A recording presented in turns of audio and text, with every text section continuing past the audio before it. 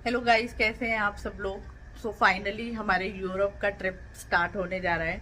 हमने अपनी सारी पैकिंग डन कर लिया है। मेरे हस्बैंड गाड़ी ले आए हैं, तो हम अपना लगेज डालेंगे क्योंकि हम गाड़ी खड़ी करेंगे भाई के घर और वहाँ से हम जाएंगे क्योंकि हमारा एयरपोर्ट वहाँ से नज़दीक है। और जाएंगे, भाई लोगों से मिलेंगे, थोड़ी देर बैठेंगे, चाय वाय पियेंगे क्योंकि हमारी जो फ़्लाइट है वो रात की है। तो मैं चाहती हूँ आप लोग भी मेरे साथ एंजॉय करो। So let's begin. सबसे पहले हमने अपना गाड़ी में लगेज रखा और ये ना दोनों ग्रीन कलर वाले जो सूटकेस है ना, ये मेरे हैं। और मेरे हस्बैंड ने तो ये छोटा सा ना ब्लैक कलर वाले सूटकेस में ही अपना सारा सामान रख दिया क्योंकि फिर ऑलरेडी हमारे पास लगेज ज़्यादा हो गया था। Switzerland calling.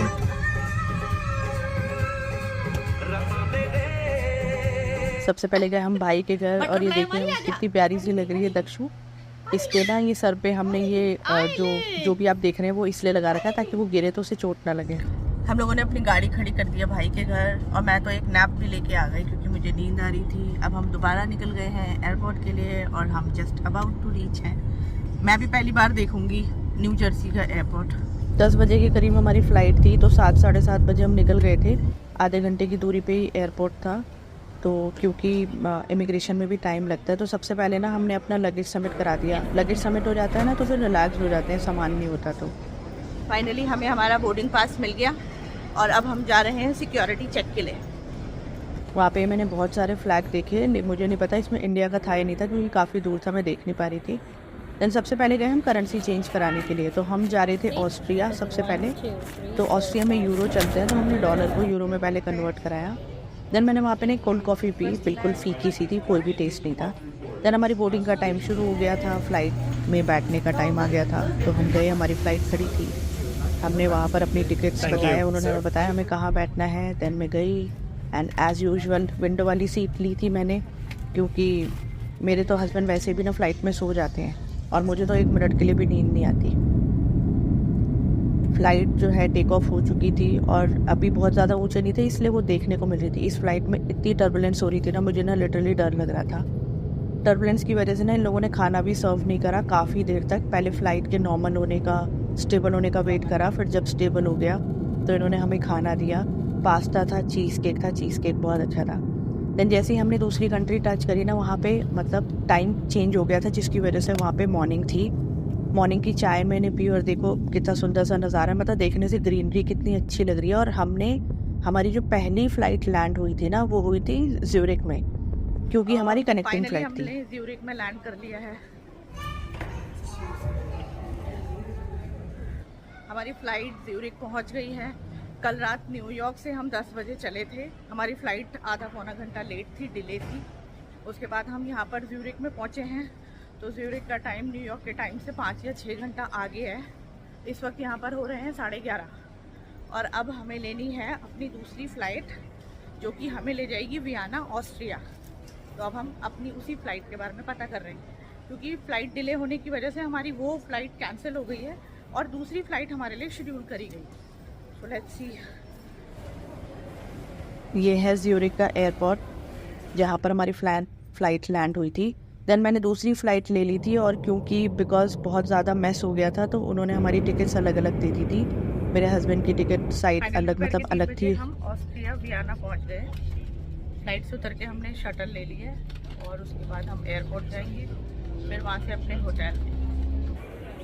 देन हमने यहाँ से अपना लगेज उठाया। ये है मेरे हस्बैंड का वही ब्लैक कलर का छोटा सा सूटकेस। भूख लगी थी तो बर्गर किंग दिख गया था तो मैंने फिर वहाँ से पहले बर्गर खाए। पेट में मतलब इस वक्त शायद ऑलमोस्ट मेरे ख्याल से ऑस्ट्रिया में हम जब लैंड हुए थे तो शायद 3 बज रहे थे, शायद 3 साढ़े 3 बजे के करीब।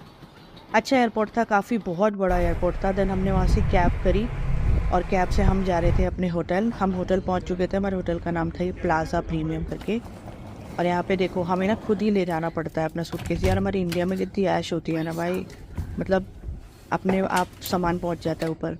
तो ये था हमारा रूम, छोटा सा एकदम डिसेंट सा रूम था। वैसे तो हमने ये सोच रखा था कि हमने रूम्स पे और इन सब में ना बहुत ज़्यादा पैसे खर्च नहीं करेंगे क्योंकि यार हमें सुबह से लेकर रात तक तो घूमना था, क्योंकि हमें एक्सप्लोर करना था और हमें सिर्फ रात में आके वहाँ पे सोना ही था। तो इसलिए हम चाहते थे कि हम बहुत ज़्यादा लग्जरी होटल्स में ना जाएं, पैसे वेस्ट करें। बट फिर भी ये डिसेंट अच्छा होटल था और स्पेशियस भी था और सब कुछ अवेलेबल था। आपके पास आयरन थी, सब कुछ था। आयरन तो ये रूम है और सबसे अच्छी चीज़ यहाँ पे वो था, क्या बोलते हैं, बाथरूम था। एंड बाथरूम की जब बेस्ट पार्ट यहाँ पे ना, इन्होंने पानी, आई मीन नॉर्मली आप यूएस में जाएंगे तो आपको पानी अवेलेबल वॉशरूम में नहीं मिलेगा, पर इन्होंने अलग से पॉट लगा रखा था जहाँ पे पानी था। देन शाम को मैं रेडी हो गई थी, एक फ्रेश होने के बाद मैंने शावर ले लिया था, मेरे हस्बैंड भी फ्रेश हो गए थे। देन उसके बाद हमारा शाम को प्लान था, हम आसपास ही कहीं खुद से चले जाते हैं क्योंकि यहाँ पे रात हो चुकी थी। हम शाम को ऑस्ट्रिया पहुँच गए थे। उसके बाद हम बहुत ज़्यादा थक गए थे क्योंकि हमारी फ़्लाइट वगैरह डिले चल रही थी, तो जिसकी वजह से हमारा पूरा दिन ऑलमोस्ट यहाँ पे ख़त्म हो गया। तो हम होटल में पहुँचे, थोड़ा सा फ्रेश हुए, फिर हम मैं तो एक नैप लेने के लिए चली गई क्योंकि मैं रात में बिल्कुल भी नहीं सोई थी। और ऑस्ट्रिया की जो मेन लैंग्वेज है ना, वो जर्मन है। यहाँ पे मोस्ट ऑफ दी जो लोग हैं वो जर्मन ही बोलते हैं, इवन इंग्लिश भी नहीं बोलते। तो ऐसे टाइम पे हम पानी, मेरे हस्बैंड पानी लेने के लिए गए और उसमें ना ये भी नहीं लिखा हुआ है कि वो कौन सा वाटर है। तो उन्होंने एक बॉटल खरीदी और जब वो हमने उसे ओपन किया तो एक्चुअल में वो स्पार्कल वाटर था। दूसरा खरीदा वो गैस वाटर था, पता नहीं क्या क्या होता है। फिर हमने वहाँ पे एक बंदे से पूछा तो उन्होंने हमें बताया कि आपको रेगुलर वाटर लेना पड़ेगा। तो फिर हमने फाइनली 3 बॉटल वेस्ट करने के बाद हमें नॉर्मल वाटर मिला, जो कि पानी पीने वाला पानी होता है। तो अगर आप किसी ऐसी कंट्री में आते हैं जहाँ पे मेन लैंग्वेज इंग्लिश या हिंदी नहीं है तो बहुत मुश्किल हो जाता है। अब हम जा रहे हैं डिनर करने के लिए, हम ढूंढते हैं कोई ऐसे, मतलब मेरे को तो वैसे इंग्लिश खाना पसंद नहीं है, लेकिन अब हम आए हैं तो एक्सप्लोर करना तो ज़रूर चाहेंगे। तो हम जा रहे हैं, कोई रेस्टोरेंट ढूंढते हैं अपना डिनर करने के लिए जहाँ पर ऐसा कुछ मिल सके जो मैं खा सकूँ। इस वक्त ऑस्ट्रिया में ना रात के 9 बज रहे हैं और न्यूयॉर्क में भी ना रात के 9 बजे इसी टाइप का वेदर और मतलब इतना ही उजाला हो रखा होता है।